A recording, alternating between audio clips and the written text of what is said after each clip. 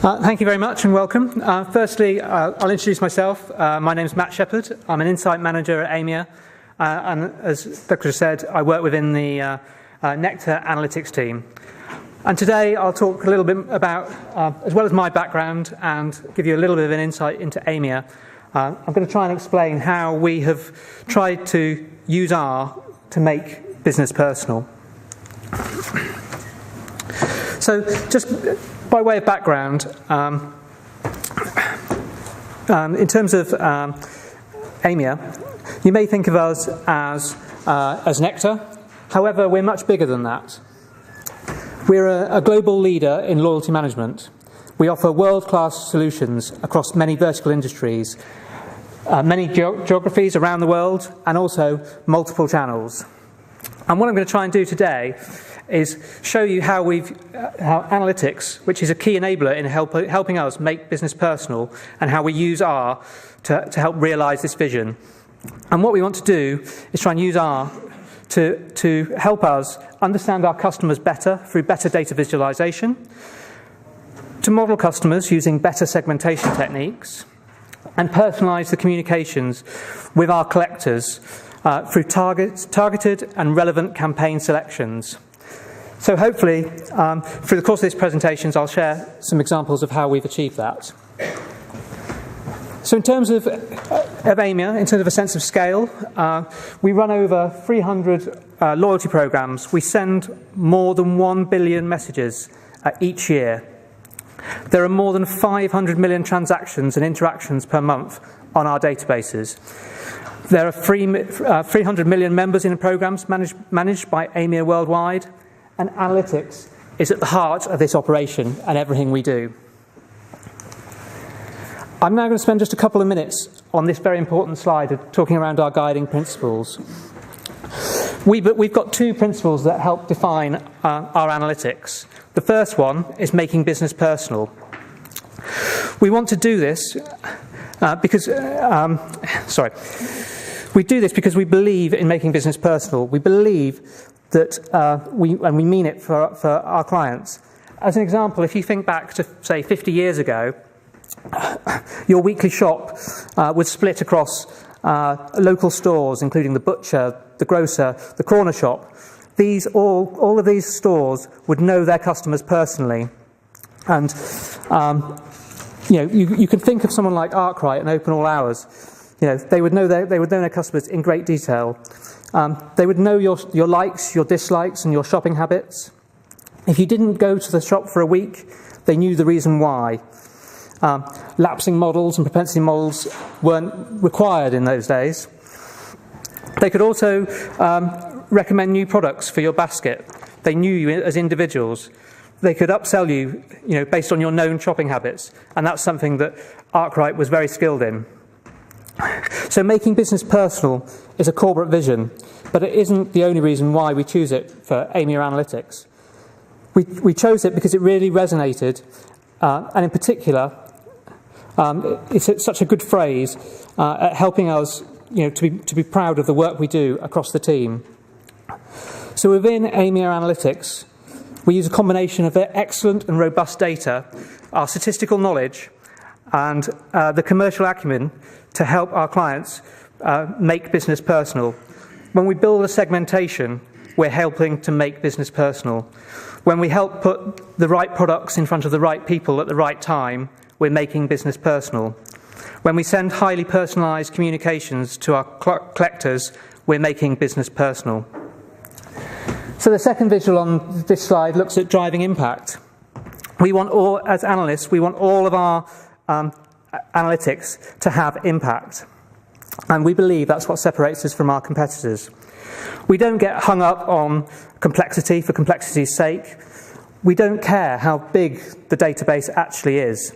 But what we do care is whether our insights actually get implemented and it has impact in the real world. And this impact comes from a combination of good analytics and great communication. It isn't just about the impact, though. It's about creating maximum impact. We tend to maximise impact when we combine the people, the process, and the tools. So for the people, it's all about having the best people having good ideas and executing them and communicating that effectively for our clients. It's also about the process. It's about having maximising that process to support our analytics. And then finally, it's about having the tools.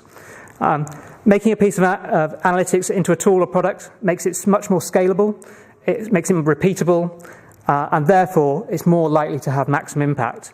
And that's where R can start to help our business. So we have over 100 analysts within Aimia. They're all involved using software, traditionally SAS, to obtain results to answer our clients' questions. However, SAS alone actually limits our ability to deliver against some of these guiding principles. We've got great people, we've got very good software. However, that doesn't necessarily lead to our optimum results. So we want to try and optimise the analysis to help maximise the impact we can provide to our clients' businesses. So in order to do that, we need to make our good software solutions great. And again, that's where R comes in. So just to give you a bit of background here, this graph just helps try and illustrate the Google search trends over the last 10 years. You can see that SAS is on the decline and R is on the rise. And as we all sat here, we know that R has continued to gain momentum outside of academia. However, why am I here? So basically, around 5 years ago, I actually started using R very seriously. And that's the reason that Aimia asked me to run this talk. It's around the time when the two lines swapped over. There were three main reasons for me as an analyst for moving to using R. Firstly, desire. I've got a passion for analytics, and I tried to use R to start answering real business problems. There's also necessity. Licensing costs actually prohibit me for using SAS for some of our clients on our non-Nectar partners. In terms of innovation, the latest techniques are available without additional packages and add-on costs. We're able to run the analysis in a very cost-effective manner. However, this also comes with risks. I, as an analyst, was using R on my desktop, using it unsupported, unsupervised, no training, with low or next to no quality control. However, as a large organisation, we're actually, that was me as an individual. However, as a large organisation, we're slightly behind that curve. Aimia itself was slightly behind me. This isn't necessarily a surprise. Innovation and change can actually be more difficult for large organisations and corporate companies. We've got more structure, we have more processes, and we have more politics. But actually, in the last year, our usage has gained momentum within Aimia, and I'll come on to some of the case studies and some of the reasons why. We're actually starting to catch up. The business has now started to realise that R has become a viable and credible additional or alternative to other software tools in the market. Some of the reasons Aimia has started to explore the benefits of R in the last couple of years are due to the limitations like the tools like SAS in order to gain optimal results. So a few examples of SAS's limitations in order to help us as a business make business personal and maximise the impacts that we can provide in our analytics include data visualizations. SAS is historically quite poor at visualizing data. Innovation. I mentioned that companies like Aimia, we can struggle to become innovative. I believe that SAS also struggles in that regard. For example, the latest techniques, machine learning, are either lacking in SAS or come with additional costs on top of the normal but standard-based packages. And then finally, nimbleness. SAS isn't really very nimble. It doesn't lend itself to productionization. For example, the ability to produce interactive dashboards. But SAS is a pure statistical tool, and that's one of its benefits. However, it can't map data, it can't scrape data from websites in the same way that R can. So hopefully that's helped explain that R can support Aimia in our two guiding principles of making business personal and driving impact. So now I'll go through a few examples of how we've started to use R to make business personal and drive impact. So firstly, Aimia believe that to deliver maximum impact, we need to communicate analytics effectively. Our perspective on data visualization is that it should be a simple representation that communicates the intended message, installing confidence in the audience and helping them to take action. We want to produce clean, simple, professional illustration of data that communicates a simple and clear message. So to give you just a bit of background, we've all seen charts like this. Typically, our analysts would take data from SAS, they'll import it into Excel and a two-step manual process. However, R gives us a credible alternative. The graphics packages within R align with our data principles. They're simple, they're clean, and they're direct to the point. R actually complements our data visualization principles, and it enables us to produce charts like these.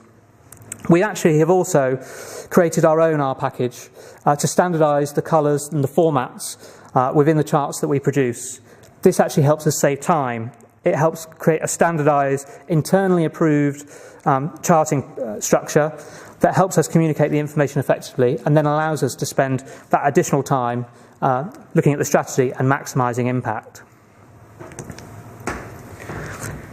However, charts, our data viz and R is not just about standard charts.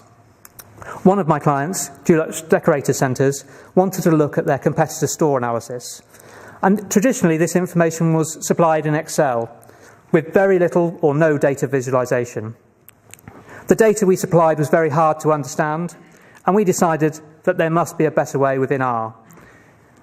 This screenshot is just an example of how we're able to do that for our Dulux Decorator Centre client. The blue dots on the screen represent a Dulux Decorator store. The orange dots represent a B&Q, and the green represent Homebase. We've been able to package this up as a HTML file that our client can send to their regional managers and stores to help them monitor competitor activity. This has also led to further analysis to help identify store competitor catchment profiles and competitor trends. So here is just a good example of how we've learned that mapping is within R is easy to codify, package and export. It's also helped make our clients to maximise the impact we have on the analysts we do for our clients. Another example of using R to make business personal for our clients is our recent work with Travel Club. Travel Club are one of the largest coalition programs in Spain with two main partners. You could think of them as the Spanish equivalent of Nectar. They have a petrol partner called Repsol, and they have a Spanish supermarket called Eroski. And they have a variety of store formats, like Sainsbury's here in the UK. And we're helping Travel Club make business personal through greater customer understanding.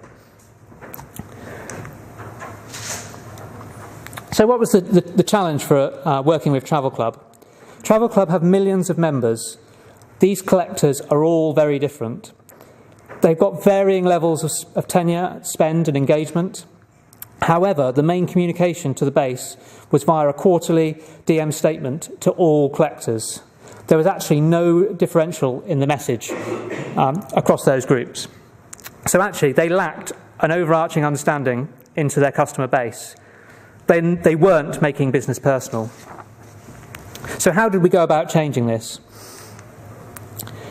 We actually worked closely with Travel Club to create a single customer view remotely within their IT environment. We used their data on their databases. In terms of statistical analysis, we actually installed our client side to work with their data remotely. This helped reduce and remove licensing costs. We didn't need to use the likes of SAS. There was no need to import, export large volumes of data across servers. And this really worked for us and our partner Travel Club. Not only that, we've also shared the code and learnings with Travel Club to help them maintain the segmentation. EARL now remains part of their IT infrastructure. And in sharing that code with the Travel Club team, we've helped fully embed the segmentation to help it gain maximum impact from all the analysis that we've undertaken. So this segmentation has resulted in, has allowed us to help Travel Club better understand and manage their customer base. The segmentation forms the basis of a contact strategy that we can use and work with them going forwards. The detailed profiles that sit within the segments allow us to provide a better view of our customer base. The segmentation results feed into the churn and acquisition models that we're currently creating for them, again within their server environment, on their databases. And using that information, we've helped Travel Club make business personal through greater understanding. And just by way of examples, we've got 3 core customer groups. We've got a nursery segment, a core segment, and a loyal segment, and then within those they break down into further groups. So within nursery, for example, we have early risers and core nursery. For example, some of those customers, and we're helping Travel Club look at the migration patterns of those customers and the customer journey throughout their life cycle in order to further maximise the impact that our segmentation can have. So another great example that we can share on how we've used R to make business personal is for Brakes. Many of you in this room probably have never heard of Brakes. They're actually a food wholesaler. They supply food service companies across all verticals. So, for example, schools, care homes, pubs, hotels and coffee shops, both independent and corporate, small and large, basic and gastro. And basically, Brakes are part of our Nectar business programme. It's the leading loyalty scheme for small businesses, and it's linked and sits within our consumer offering. And in the next couple of slides, I'll show how we've tried to help make Brakes business personal, help make business data personal through the impactful product level associations. So in terms of the challenge from Brakes, they're looking to drive profit from all of their customers. So, for example, they're looking to reduce the cost to serve. They're looking that when they make a delivery, they maximise the amount of products that are sent on that one van. They're looking to improve headroom. They're looking to identify share of wallet. They're looking to see who are what are their competitors doing. How can we ensure that their businesses are buying the maximum amount of products from themselves. So one example of this was to optimize the product and category associations. So for example, customers who are buying chips but not ketchup, what are the reasons why? How can we leverage this insight for maximum impact?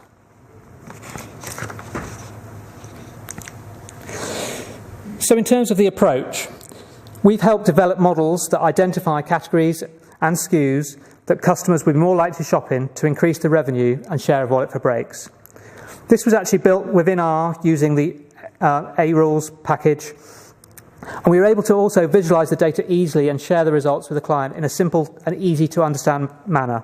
This is something that would have been near on impossible within the likes of SAS. The code used from the package was also a lot simpler than SAS. The way that we'd stored and collated the data ready for the analysis meant that our analysis actually boiled down simply to a couple of lines of code, compared to a number of weeks potentially in SQL and SAS. This then helped save time for our team of analysts to interpret the results. And that time they saved, they were able to build targeted campaigns off the back of this analysis. So using R gave us back more time to maximise the impact for our analysis. The analysis has also been used to aid impact in other channels within their business. The rules generated from this product association are now used on their website at checkout, further meeting their objectives to actually drive profitable growth and from the Brakes active customer base, and again maximise the impact from our analysis and make business personal. So hopefully these top-line case studies have helped demonstrate that R has helped Aimia. It helps us drive maximum impact and make business personal. It helps us achieve optimal results, and we have found that R is a viable alternative to SAS for Aimia. I also mentioned I mentioned in my synopsis that I would share some of the learnings that we have made as we've started to adopt R over the last couple of years. So as I mentioned earlier, we have 100 analysts within the UK, and earlier this year we asked them all what they thought about using R. And remember, I was using R 5 years ago, so it's interesting to hear the opinions of more recent analysts coming on to getting into the programme. So firstly, they found that in terms of their feedback, they found that it's a lot easier to find good and highly skilled analysts. We have more graduates coming on using R rather than SAS, and that fits with our future. We invest heavily in a graduate programme, and R is a good fit. And even the old ones like me are learning it too. They also said that it's a great community for analysts to use to learn new skills. And again, that fits with Aimia's principles. We want our analysts to continue to learn and develop. We invest a lot of time in our Analytics Academy to try and help them learn and develop over time. And then finally, they also said that it was flexible and free. However, we've discovered that R is not a free solution. Nothing in life is free. R has hidden costs, and actually, potentially, it's more expensive. But hopefully you can see from the examples that I've shared, and Aimia now believe from those examples and others, that we can see the advantages and we can start to justify the costs and time we need to put into adding R as part of our tool set. So in order to get this up and running, we need help, and this help isn't free. So an organisation the size of Aimia, and we need structure and we need scale, and we need that support from 4 key areas.